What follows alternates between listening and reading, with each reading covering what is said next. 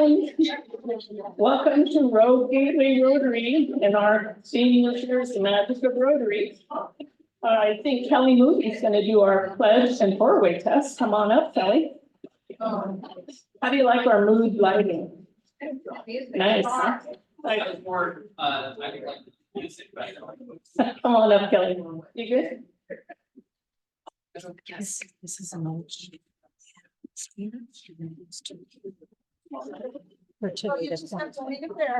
I'm fighting this. Would you glue them? Oh, Okay, if everybody would join me, and hey, I'm not gonna go real fast with this because I did this with children, okay? I pledge allegiance to the flag of the United States of America and to the republic for which it stands, one nation, under God, indivisible, with liberty and justice for all. So the Rotary four-way test asks the following questions. Of the things we think, say, or do, is it the truth? Is it fair to all concerned? Will it build goodwill and better friendships? Will it be beneficial to all concerned?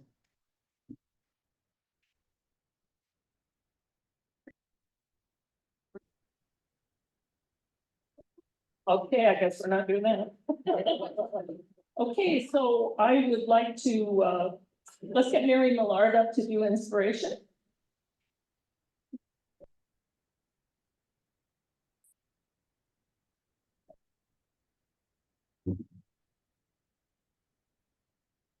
Rotarian District Governor for District 7850, served on the East Coast, George Sonny Holt. He's now deceased. He wrote the following inspiration to young Rotary leaders everywhere. There will be an awakening one day, and a vision from out of the blue will fall upon you. A new world will begin where all peoples of the earth will live in freedom.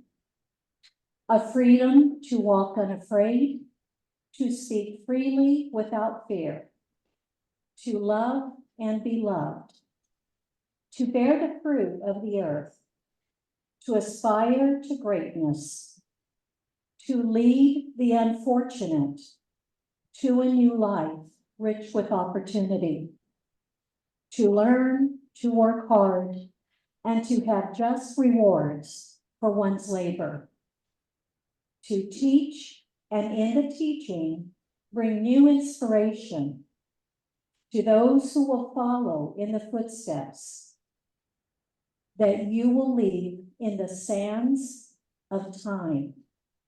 Go forth unafraid and with dignity, George Sonny Holt.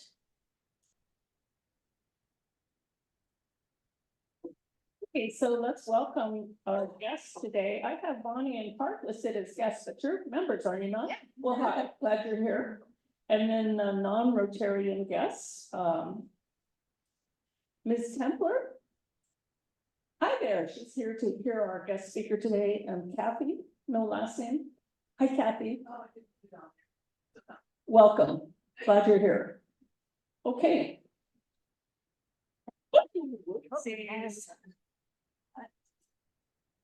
All right, next, let's, I don't think Allison Kavanaugh's here, is she? Okay, we'll get her next week for, to move her to blue badge. And we have new members, Daniella, Avila, don't believe she's here yet, but Amanda Nealy, would you like to come up?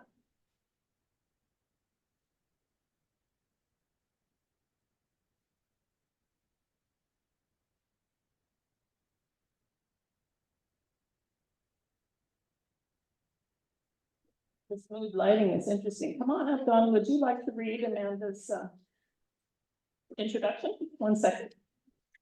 It would be a pleasure to do this. And I've known Amanda since she was a mere child, just to let you know that too. She was born and raised in Grants Pass, And then goes, oh, look at that, geez Louise, I got a big, right, okay. Anyway, she returned after going to college and a couple of different professional positions to Grants Pass in 2022, and we're really happy that she has come back. She spent time working for a decade in Louisiana, Baton Rouge, to be specific. And then she moved to Portland and worked there for 8 years. Now she is serving as a finance manager for Pepe Machinery, which is a John Deere distributor. And they don't distribute, she doesn't work with riding lawnmowers. It's big equipment for construction and forestry. Right. She oversees 11 of Oregon's stores, and she can do it mostly remotely. She travels though when needed to the location. Amanda's travel itinerary is always full anyway. She enjoys annual trips to Mexico with friends for New Year's. She is about ready, I think, to go to Florida with friends she had met and had long-term friends in Louisiana. Additionally, she frequently visits Maui, and I remember her when she was much younger, where the whole family would go to Maui every year for Christmas. Other international destinations are part of what she loves to do, and she and her 3 sisters, all of them excellent golfers, plan to go to Scotland in 2025. Golf really has been a significant part of Amanda's life since she started playing at the age of 4. And that's following really in the footsteps of her mom and her grandmother. She played for New Mexico State on their golf team and once also competed in the US Open Amateur Division in Atlanta. She plays now 3 times a week, and believe me, I learned all sorts of things about setup and etc. from her. And she also volunteers for the club's very esteemed junior golf program. Probably a graduate, was the junior golf program? Yes. Growing up in Grants Pass, Amanda has reconnected with lifelong friends, and she loves service. Her mom most recently became a Rotarian in Idaho, and her sister became a Rotarian in Eugene. So it's running in the family. Good things. Anyway, she loves service, and she will be a great asset to our community. Amanda, welcome.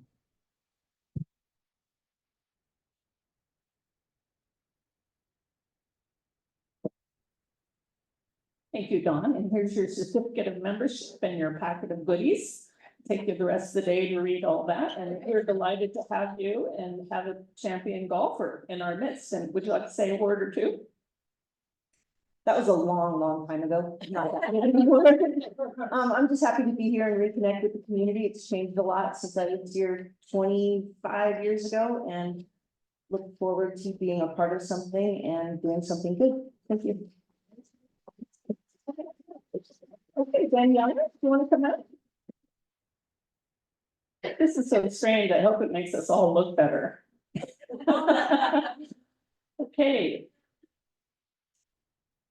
All right. Rogue Gateway Rotary is thrilled to welcome Daniella Avila. Balancing her time is no small feat for Daniella. She's the devoted mother of 4 children ranging in age from 7 to 21.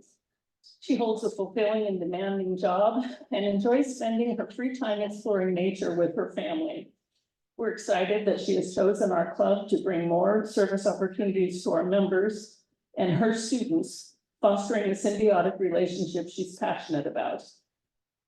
Daniella is the Director of Partnerships and Community Engagement for Project Youth Plus, formerly known as College of Dreams.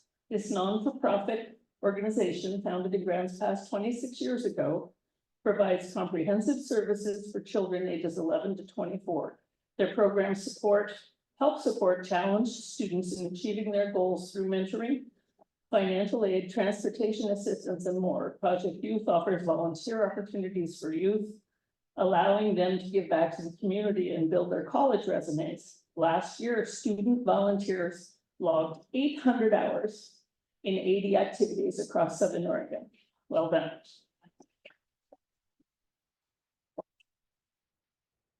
Serving approximately 1,800 youth in Southern Oregon, Daniella is a perfect fit for her role at Project Youth.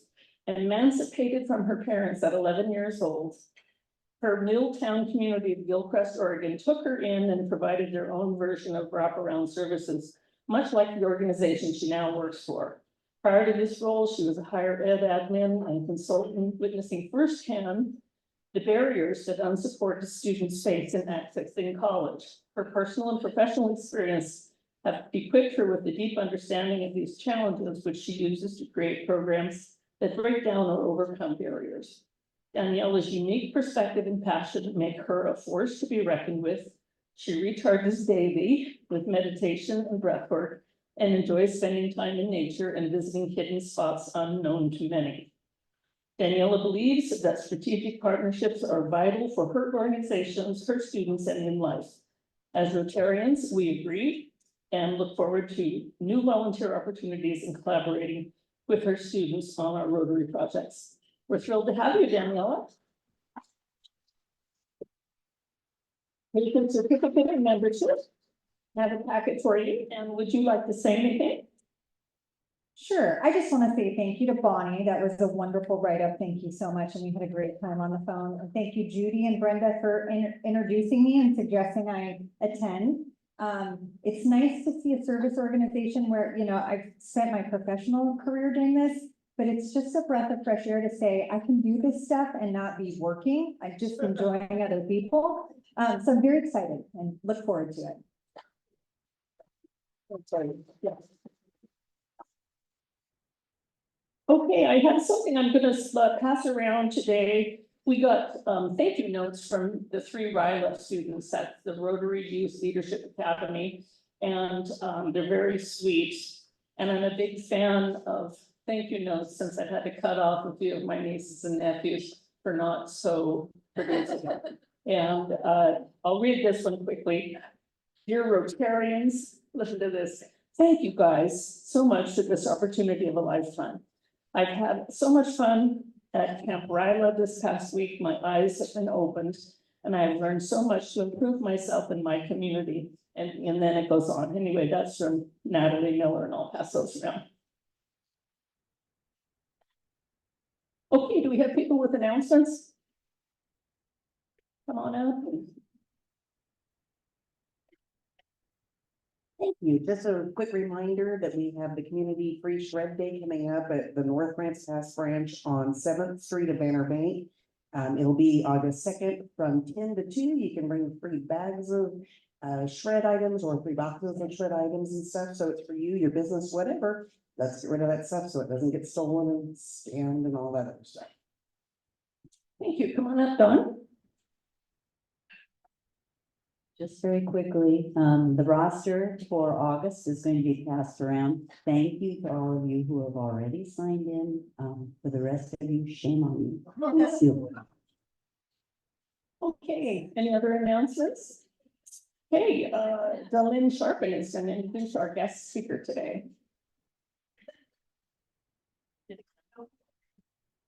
Walking very slow because we're having technical difficulties getting the slides shifted over, so.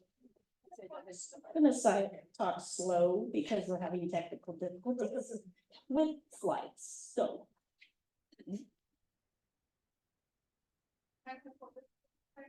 Yeah. All right, thank you, President Judy, fellow Rotarians. It's my great privilege to introduce to you Ariana Scott.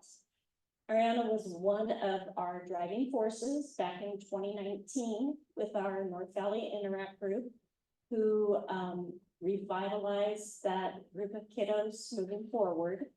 She was our president and ended up graduating in 2021.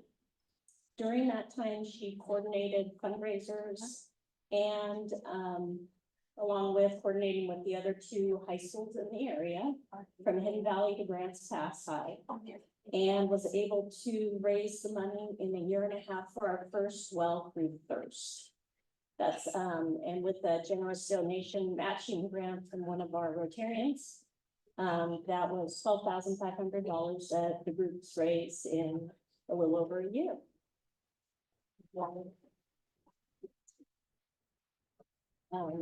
during that time, First was very energized by our group of young leaders because they had primarily worked with key clubs, not necessarily interact groups. And they'd never had 3 different high schools work together to raise funds. So they, at their national level, which is based in California, was very impressed by our young group of adults, soon to be adults.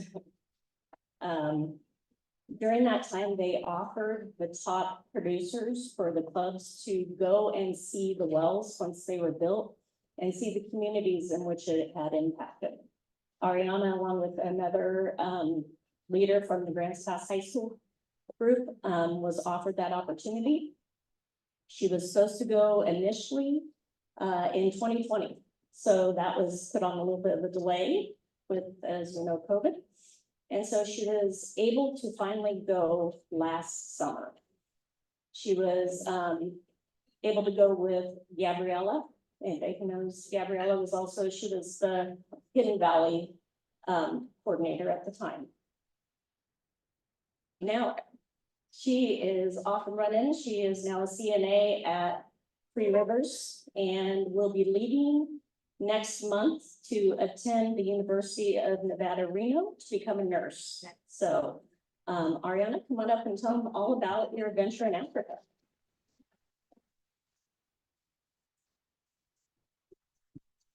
Hello. Hello. I'm a very chaotic person. I was supposed to be here early and I got here exactly at noon. And we got the PowerPoint up exactly on time. It's working out. Hi, my name's Ariana. So yeah, if you don't know what their project is, I'm sure a lot of you are around when we were little high schoolers coming in begging for money. If you weren't around at the time, Thirst Project is a nonprofit organization that tries to end the global water crisis in a lot of countries, but their main focus is Eswatini, Africa. It's a tiny little New Jersey-sized country right above South Africa that has a lack of water in most of it.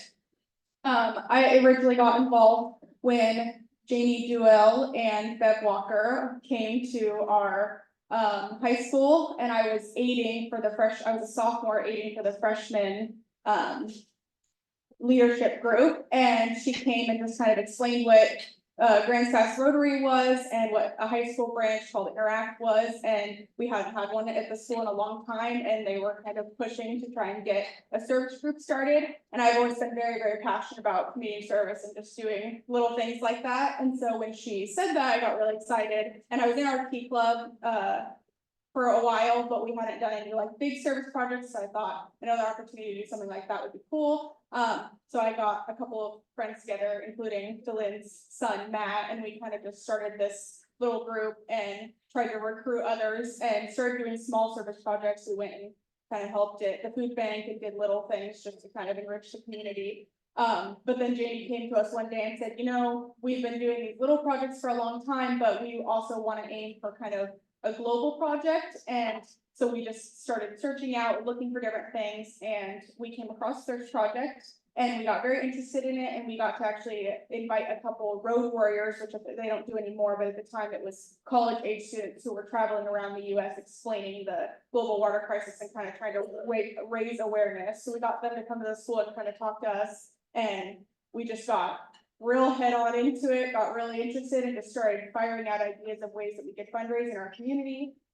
We did rummage sales around, we got all your guys' old stuff and sold it to other people. And we came here and to this very room and did a couple presentations of different things and drew up little cute posters, and you guys bought them from us. So you guys are really our driving force, which I appreciate you guys for. But we did a lot of different things. We did a couple walks for water and brought big old jerry cans full of water to grown men and had them carry them and say, now imagine you were a 5-year-old girl carrying that.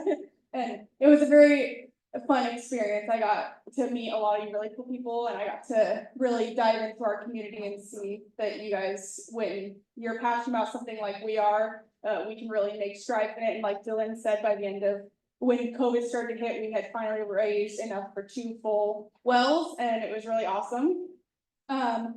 it was really such a blessing when I went to, we got called to meet a couple road warriors at, Wild River across the street, and they presented to us an opportunity to, go on this trip, and I was very excited for it. Sadly, it did get canceled, but it was then brought back up, and we gladly got to go this last summer, so I'm kind of here to just go through the trip and tell you guys, really just thank you guys and show you all the cool experiences I got to have, thanks to all you guys. So day one of the trip, I flew from Medford to Seattle, Seattle to Atlanta, Georgia, and then Atlanta, Georgia to Johannesburg, which was a total of 23 hours of flying.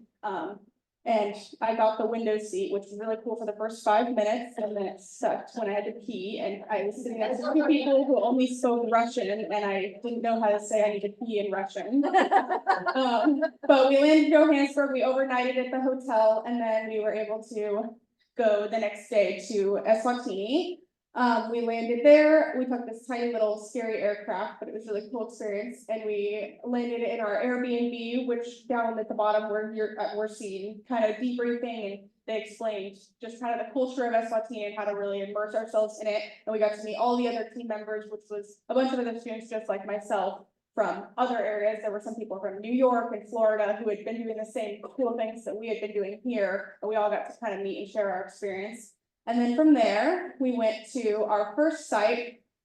I'm gonna butcher all of these names, even though I've said them 100 times. Kakuluane was site number 4 we went to, was our very first community and the very first large set of tiers. It was very, very cool to see. We drove for about 2 hours around some windy, twisty roads, up hills, over crater-sized potholes to get here in this big van. And when we got there, we were just greeted with the most extreme amount of love I've ever experienced in my life. Up in the top corner, it's kind of hard to see, but there is I think she was 82-year-old, one of their elders, immediately jumped up and performed a cultural dance for us, and then offered for us to dance. And of course, I got up there and shook it a little with her. So we had a really good time. Over here, it shows us we played a game of soccer with them, and it was just a really cool experience to jump head on into it. We were all really nervous, didn't know what to expect, but then they were all very welcoming. We didn't speak this, a lot of them spoke Siswati only, but we did have our ground guys, Sibu and Mdu, they both kind of translated for us, and it was just a really cool experience to see that, like, we played a game of soccer with them, we danced with them, they invited us into their homesteads, and we got to see the way that they live their life, and yet we weren't even able to exchange the same words, but yet we were still sharing some of the deepest emotions you can as a person. So that was very cool. The girls that fundraised for this community brought some clothes and some toys for the kids there, and we just kind of passed it out and had a good time. And then from there, they allowed us to go to see their old water site. So it was only about 30 feet away, but this was their old water site that we hiked down to. And that's what they used to drink. They used to collect it to try and shower. That's what they used to cook all their meals. And as you can tell, there's not a lot there, but luckily now this community does have access to a freshwater well that they've been using for the last 2 years since COVID hit. And so it was very, very cool to see kind of how far they've come. They all had food. I mean, they still do struggle with a lot of challenges. That road I described, we had a van that we drive in, but if they want to go to town, it's them walking that road or their children walking that road to go to school. So, I mean, it took us 2 hours to drive it, and it was pretty scary, and they walk that every day, but I'm just happy that the girls that fundraised for this one were able to see the impact that they had just to give somebody the most basic human resource. Go the next. From there, I thought I'd just throw this in. After there, we did some other stuff besides just this communities. We went to a very popular dairy farm there where the cows sucked in your thumb, which was really cute. And then we got to go see a sugarcane plantation, and dairy and sugarcane are two of Eswatini's biggest things that they sell, which I'm not a big fan of soda, but one of the communities we went to gave us Coca-Cola, and to be respectful, I drank it, and they use their own locally sourced sugarcane, and it's the best thing I've ever had in my life, and I bought like 3 bottles and brought it home. And the next day, day 4, we went to Lozita Primary School, which hands down was, I think, one of my favorite days. if you're not a physical touch person, if that's not your love language, don't go here, because as soon as we jumped out of the van, we were swarmed by ages 5 to 10 students just coming up and hugging constant. I have a video of walking out of the school and we're trying to just tour it with the principal, and I had students just clinging to my arms, dragging me down. My flannel kept falling off my shoulder, and then they pull it back up because they wanted me to be modest. And it was just, like tears the entire day we were there. I couldn't figure out how to insert a video, but I have a beautiful video of all the students gathering around and singing us a prayer song to welcome us there. And I'm gonna be emotional talking about it. It was a very cool experience going and seeing an entire school. They took most of the day just to stand and listen and talk to us. They translated for us, and we got to all just talk to them. And they all just thanked us profusely. Up here, you can see that we have a couple of the big jars. So they actually had a very cool thing where they were able to fundraise and buy like solar panels, and then they were actually able to create a pump system so that it filters and pumps up to those. And so even if they do have drier months, they have a reserve for the students still to drink and cook all their food with. And then the other really cool thing that brought me to tears was up in the top corner there, you can see some farmlands. Before, that was just a very dry plot, especially in their dry season. But thanks to the well that they now have, the 4th and 5th year students were now introduced to an agriculture class that they take. And each student has their own little square of land that they were able to water and take care of. And at the end of the growing season, when they're able to produce everything and take it all, the students actually get to take all that food home and give it to their family, and their parents are able to cook it for them. So not only are they learning a valuable life skill that they will be able to take into the workforce after school, but they also get to provide food for their family, which I thought was amazing that they couldn't do before they had some fresh water.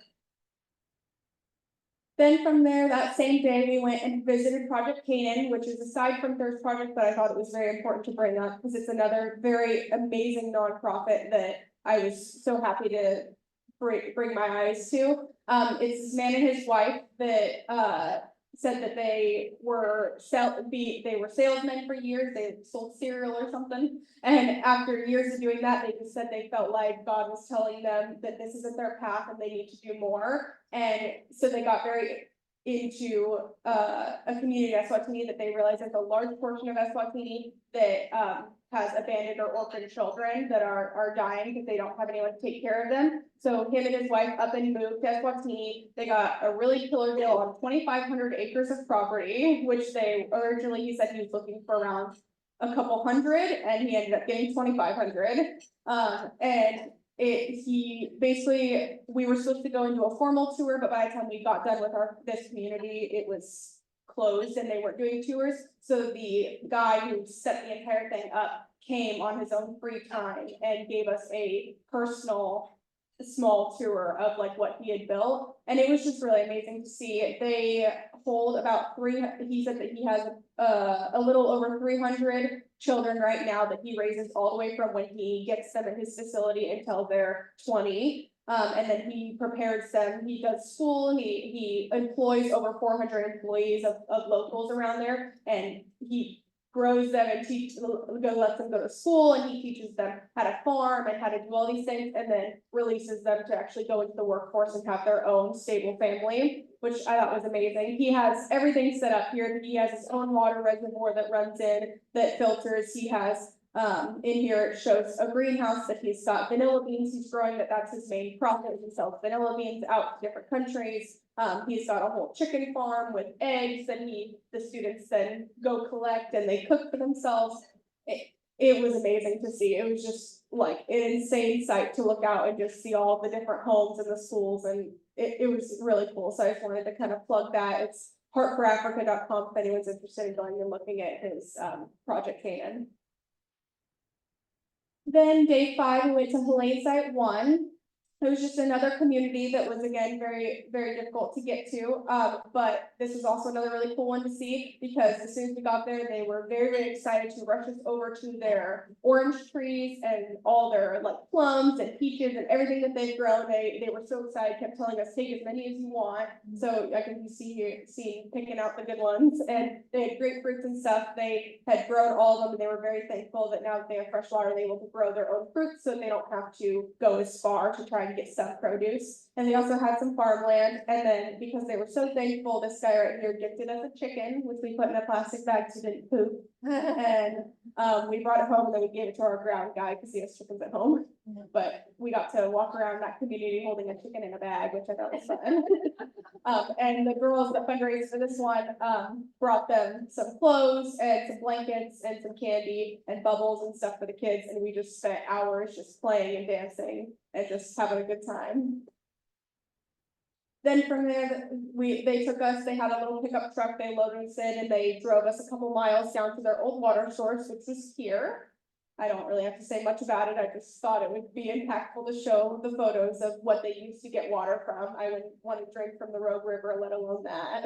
So that's what theirs was. And it's a couple miles from where they're. Yeah. Yeah, it was a couple miles, and they had a little white old pickup truck out, so to put jerry cans in, so they had to drive a couple miles to go get water from that. Then from there, we went and hiked one of the largest, or the world's largest rock, I guess you would say. It's called Sebebe Rock. It was a very, very cool experience. We got up there, we got to see a cultural dance there, and they had this little restaurant that we ate at, and then we did a sunset hike, and you could get all the way up to the rock, and then you could kind of stop there, but we were like, why would we do that when we could go all the way up? But to get all the way up, there's a little picture up at the top there. You had to hike through a very small body-sized crevice and then climb up a very small body-sized crevice. And so it was terrifying, but once we got there, the views were amazing, and you could see all of Eswatini from the top. So I showed some really cool photos there because it was a cool experience. And when we got to the top, I have another cool video of we all held hands, and our ground guy loved to sing Eswatini hymns, and so we kind of just swayed at the top of a mountain at sunset. Like, is that not heaven? I don't know. Like, I felt like I was in heaven, but here I am, I'm still alive. Okay, and then day 6, we went to, maybe this was my favorite day, because we went to Mabande, which is the site that we actually got to build in. This is what we were supposed to do with the original trip for our well, but it got canceled, and obviously they went and still built it, which was totally fine because we still got to see all of them 2 years later. But this site was still in the process of being built, and so we went there and we spent the entire day just truly immersing ourselves with this community. We played with the kids. At the time, I was a gymnastics coach, so we did some front walkovers and some cartwheels and all that with the kids. And they had some balls that we kind of played soccer with them. The women we danced and sang with, and what was really cool is we were all there to get down and dirty and dig and lift heavy things, and the community really was passionate about being hands-on themselves. It was really important for them to build it themselves so that they knew the work that got put into it. So they honestly, there's a video of me hammering a nail. I think that was just a photo op because they really wanted to do most of it on their own. So we kind of just offered as much support as we could, and they just let us run around like children and have a good time and play. But it was really cool to see all of them. And there's Gabby up at the top hanging out with some little babies. But that was a really cool experience to actually be able to see a community receive water for the first time was unreal. Then on the way out, so here's the new well that we had just finished building. We got to see it from start to finish, and we got to see the first drops of water come out of it, and the entire community celebrate and just burst out. And then when we were leaving, we stopped by their old not so water source because it looks like a river, but there's no water. So that's what they were in, and they said for the last several weeks that had all dried up, and they had a lack of water. They had to just hope that it would rain and they could catch some, or they would have to walk miles and miles to try and find another small source. But now that they have this, they're able to actually cook and do all that stuff. And while we were there, they actually I got to watch the start to finish of a chicken ending its life and becoming in my belly. And two of the girls that were on our trip were very excited about doing the killing part. I was not, I watched. But we got to actually see where our food comes from and goes to, so that was kind of cool. And they cooked this chicken and it was delicious. And they had like chicken and rice, and that was the community that gave me the best Coke I've ever had in my life. Then from there, day number 7 was a very cool school.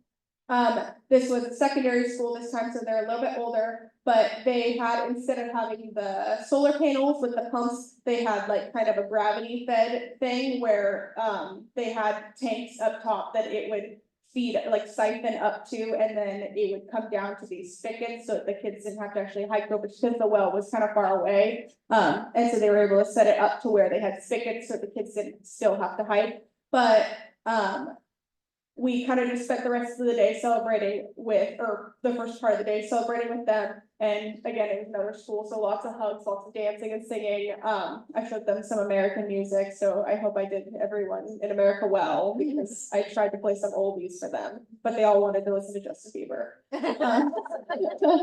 We brought some books and some toys, and we kind of just spent the whole day celebrating with them. If you go to the next slide, we'll see, so this was their old water source. It was over a mile of, you can see the start of it is a direct slope down. That's what it was the whole time. You can see me in the white shirt looking like I'm dying, because I was. I like hiking, but not at a slope like that. And, but we went all the way down because I was curious to see what these children are having to do every day. And when we got to the bottom, you would think it would be a mile hike down and slipping and falling, that it would be this great big river. No, it was a tiny little stream that we were standing in. It was mud. And when we got down there, that fellow right there was telling us a story of what their lives used to be before the spigots. And they said that it was the 3rd-year students. So when you became a 3rd-year student, your job was to, every day, was to hike down with a jerry can, fill it with water, hike all the way back up, which I hiked back up like a bear using my hands and knees. So I don't know how they did it using a jerry can.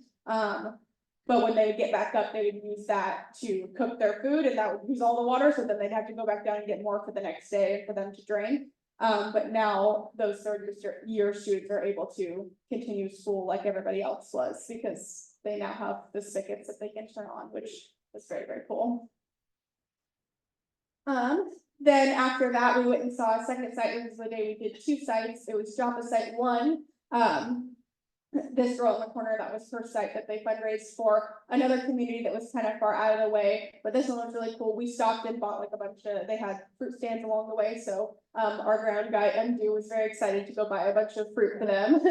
And we brought it to them, and they they were in the process of filling up jerry cans when we got there and bringing it into all the homesteads, like they were bringing one to each one. And so we got to help them actually fill it up and got to physically have the process of filling it up and carrying it to each of the homesteads. And I found out that I was worth 5 cows for marriage, so I feel very, very good about myself. Also 1 hunting dog. I got offered a hunting dog. Actually, Russ, the 50-year-old man that was with us, they saw him as our father, so he got offered the hunting dog for our hand in marriage, which I thought was awesome. But yeah, we got to just hang out, take pictures with them, dance. There were a bunch of teenage girls there that loved to take photos with us, so there were lots and lots of selfies. And down here in the corner, you can see, I don't know if any of you know what Down by the Banks is, but it's a little game we used to play as kids where you slap your hands and sing a song. And we played that and got Evan out, our coordinator, every single time. We always made sure to get him out of the game. But it was a very fun experience to hang out with their whole community. Then we hiked down. This was 2 miles away, and I almost didn't go because I was exhausted after doing that first hike at the school. But I was like, I have to see all of them, and I can't be a wimp now because they have to do it every day. So we went, and it was just as sad as the other ones. This is their old water source that they had to hike every day, but now they have their fresh water. Then from there, the next day, day 8, we went to, this was an interesting day, we didn't see any communities, but at the beginning of the day, we woke up, got breakfast, and we got to actually meet with 3 members of their parliament, which I thought was very interesting.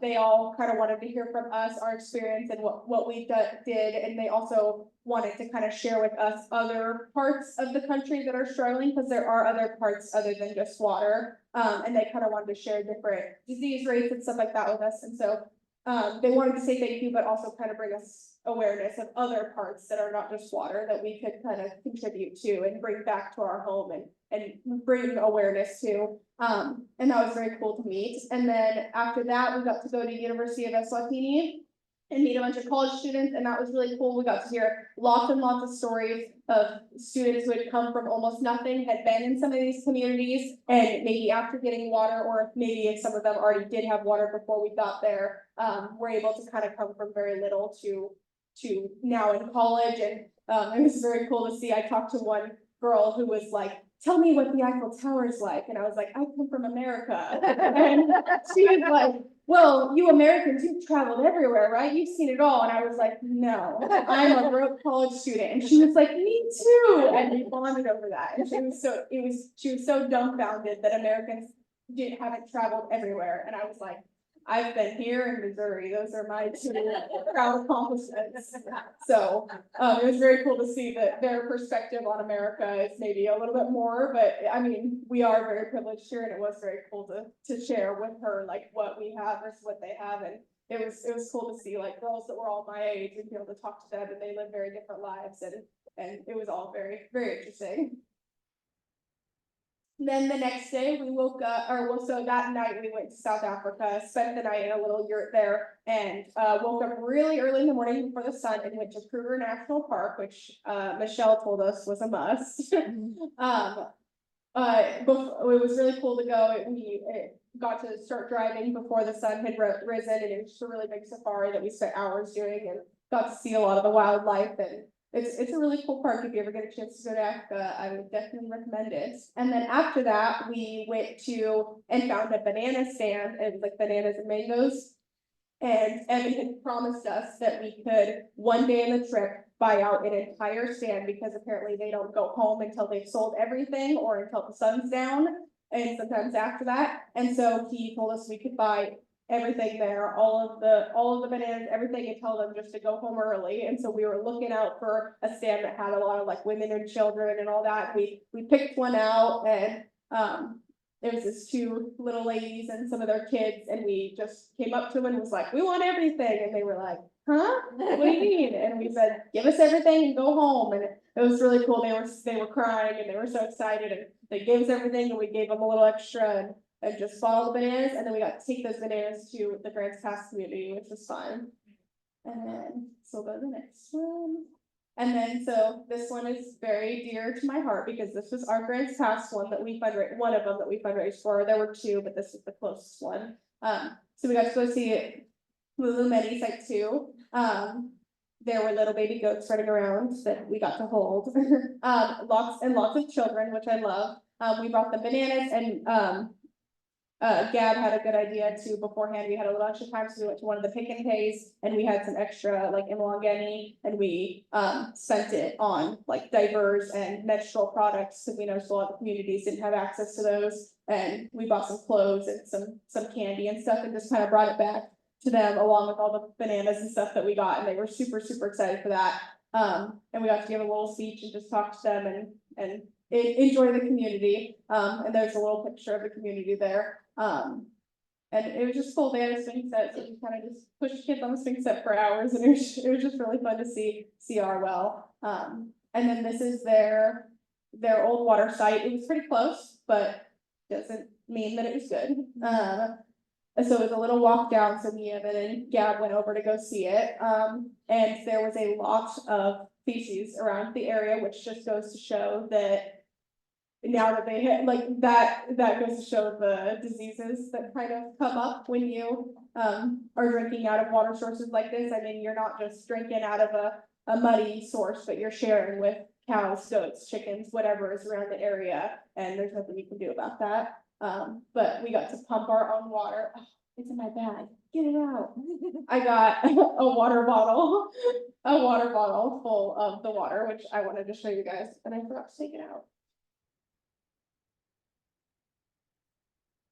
There's the Nealy's in here too. Ooh, there it is. Thanks. Ta-da! So there's a little bottle of water that I will cherish for the rest of my life. I was trying to find a cuter bottle for it, but I kind of like the little Eswatini plastic water bottle. But yeah, it was cool. We got to fill water bottle, just again, celebrate with them.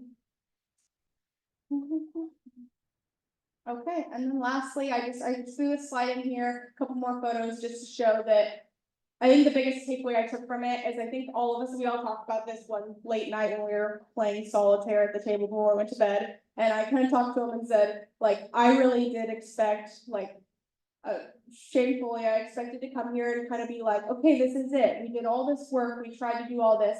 And we get here and we see the fruits of our labor and we're done. But then we get there and this first photo is from the very first community that I showed you guys on that long, windy, twisty road. On the way there was a woman who was walking to this area where there were cows actively defecating in the water. She was walking to collect water from that source. And it kind of like immediately severe there just hit me of like, we're on our way to see this beautiful community that has gotten access to water, but while we're driving there, we are actively seeing other communities who are not in this place yet. They haven't gotten the water they needed, and let alone, that's just one necessary thing you need to live. That is one basic resource, and there's a lot out there that they don't have. But we're on our way to celebrate with this community that's so excited that they now have fresh water, and we are watching a woman, and she actually had, I think she had two. It was a baby on the front and a baby on the back. She had two children strapped to her while walking, holding two jerry cans to go get infected water. And it was just very eye-opening to be like, we're here to kind of celebrate and be so excited. And we've come all this way to see the fruits of our labor, but yet in the middle of it, we're seeing that the work's not done. There's a lot more to do. And I am very happy to say that I came back, and after COVID, I was a little nervous that like I know during COVID, my senior year, we tried to keep everything going. We tried to do like Zoom fundraisers and all that, and it never really worked out. And it was kind of heartbreaking to see the Interact kind of shut down, but Delin has worked very, very hard to keep the Interact Club going with the schools now. So I was happy to see, I went to their little fair fundraiser thing that they did the other day, and there was a little table where they were selling ornaments and said all funds go to Thirst Project, and it made me very happy that like we might be graduating off now and I'm moving to Reno soon, but you know, they are still fundraising for it and the work is absolutely not over. Thirst Project is still going, and 100% of the proceeds I've gotten to see firsthand go to exactly what we say they do. There's a lot, I feel like, of nonprofits out there that aren't really nonprofits, like, oh, $5 that you spent go there, but the rest go 100% of the profits go there. I've seen firsthand exactly where they go, and I've talked to Evan about how they're, because they do still have CEOs and stuff, but they have other donors that help pay their salaries, while all of your guys' donations go directly to what you've seen in our presentation. So it's a really good program, and if you guys can, I would love you to donate or do whatever you can, or just, just spread awareness. Word of mouth is the best way. So that's what I'm here to do. So thank you guys for listening to my ramble.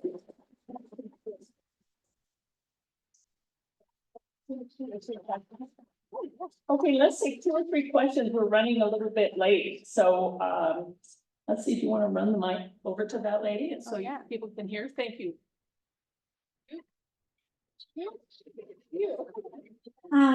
So this is the first time I hear the name Eswatini. I knew the Swaziland, is that right? Okay, yeah, it's wonderful. Thank you so much. Your presentation was excellent.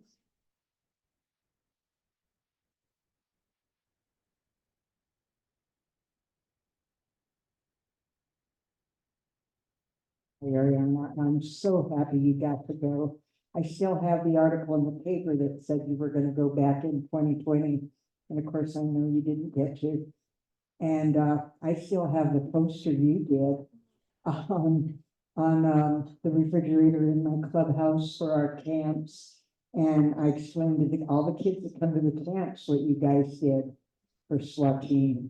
And thank you for coming. Thank you for going to Swatini and bringing us back the good word. Thank you.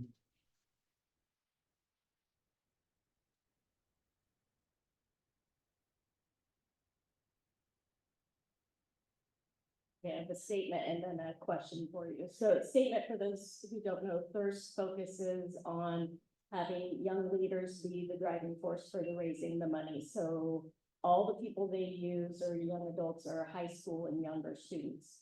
100% of the proceeds goes to doing the wells, which they teach the communities how to fix, and they get them involved in drilling them. So it's very vested for that community to make sure they stay how to know how to fix them in case they break down and things like that.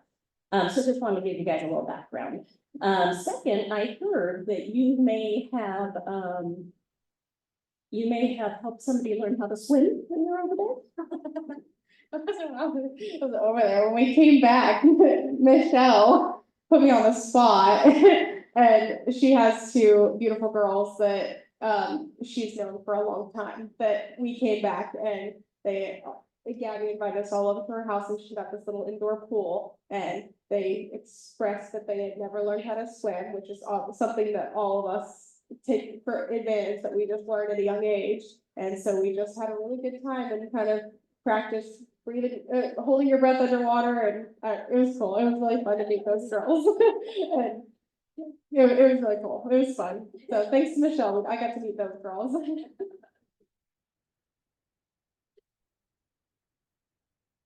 Wow.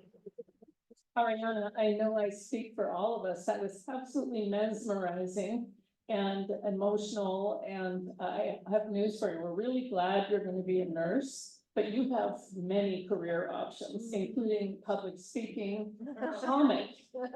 And wow, I was blown away by that. I thank you very, very much for that. And it makes all that stuff that we do really meaningful, and the magic of Rotary. So, okay, let's move on. Sergeants and the card draw. Let's get Greg Millard up here. You ready?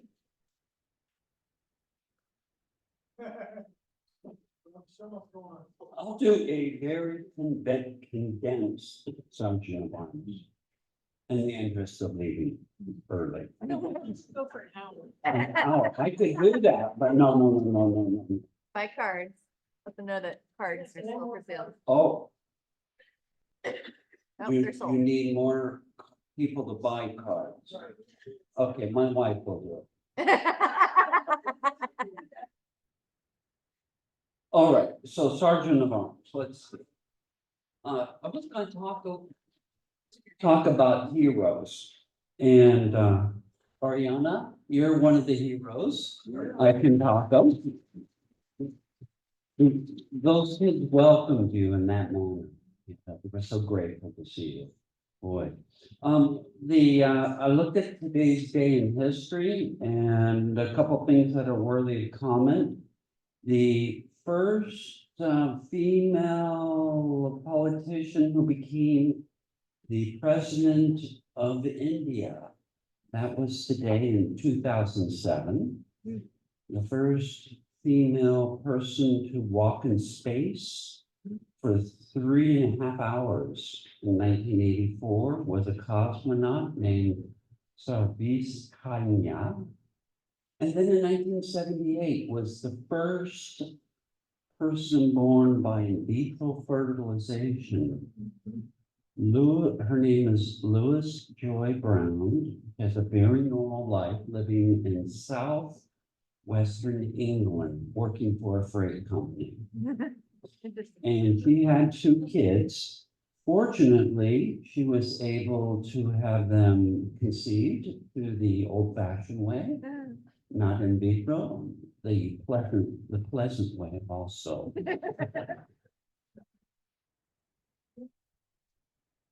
So Rotary International Magazine this past month celebrated an outgoing president who, as you already know, accomplished polio vaccines for 3 billion people with our help. So we're heroes.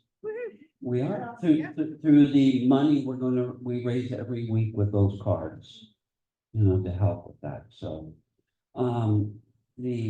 Also something noteworthy that I saw in the magazine was a person who was the president of a Rotary Club in Uganda. She secured a grant from Rotary Foundation and with the help of the Swiss Rotary Club was able to fund solar direct drive refrigerators. So they're able to take those vaccines that we've helped fund and through these refrigerators, which I want one. The solar power freezes ice and then regulates that temperature of the ice for up to 3 days. Wow. So the vaccines can be stored in that in up to 3 days in case you don't have sunny days, you don't get solar power. And so I thought, wow, that's amazing, something worthy of companies. Now, the last thing I'll end on is tomorrow is the beginning of what? The Olympics, well, you know that. So the Olympics, and I thought, well, who carries the torch? And one of them, the people bringing it in was Snoop Dogg, like a Snoop Dogg. How the heck did he get selected? But anyway, he did. And I thought we need to have a torch here, but I didn't have one. Until I realized I had my lightsaber. Okay. So I thought you would like that. Anyway, I have more, but I'll do it another day. So now we'll do, anyone want to talk? Happy bucks.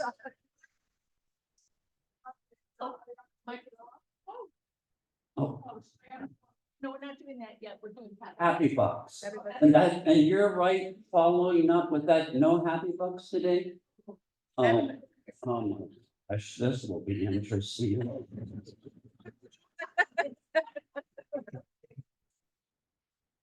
Ariana, you're amazing. That was a wonderful presentation. A young Rotary leader. Yes. Yeah. That's many of you. The second thing is welcoming Daniella and Amanda, new Rotarians. Yeah. So great to have you. Yeah. And last, to Greg, I'm so glad that you have this platform that he got to use his lightsaber that our oldest son purchased for him in Disneyland in 2021.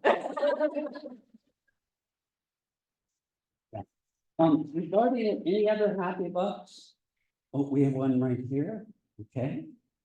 Yeah, a couple happy bucks. One, I hope the school continues, raising money for that. I had the pleasure of being in Washington DC this past week to see my kid who's there, and I really enjoyed it. It's a wonderful town. See all the Smithsonians, see a big, busy city with a lot going on, a lot of fun, a lot of young people. It was really nice. Here you go.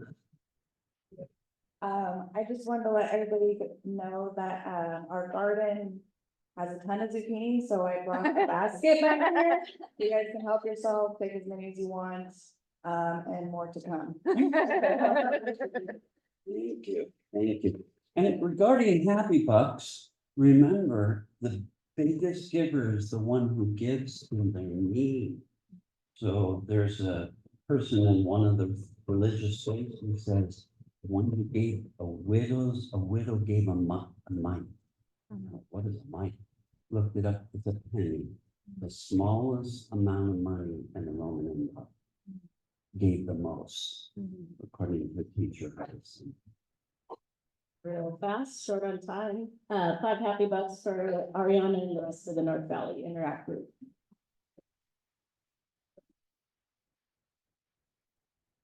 Well, I have some happy bucks. I just finished my first month as president. And thanks everyone for being so forgiving. It's really fun so far, so I highly recommend it, even though with Jim Huberto. He said, please don't sign me up for anything ever again. Anyway, I'm just gonna mention this, because when you were talking about women and heroes, some of you know my mom was the first female county commissioner in Josephine County. She's from New York City, and she landed in Little Grants Pass, and one of the things that happened was they told her she had to wear dresses, which she did not. She wore pants and wore pantsuits. And so that's kind of a heroic thing, because I wear pants all the time. So thank you, Mom. Very good, there any others? We always want to collect what we can. Okay, let's do 50-50. Someone to draw. If you want to have the other drawer, okay.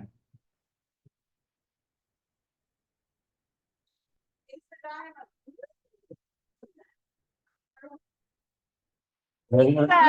Very good. Thank you, Greg. You're great. All right, well, thanks, everyone. We'll see you again next week. The thought for the day, the best way to cheer yourself up is to try to cheer somebody else up. And that's also Mark Twain. Thanks for a great meeting.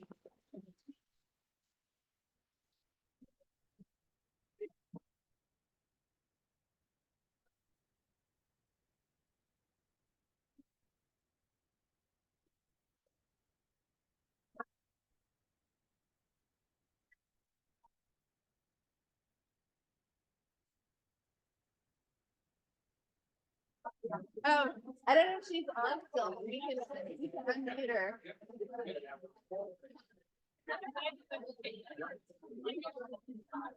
Hi, Ariana. I love you. Love you too. You did great. I'm glad you saw it. You're the best.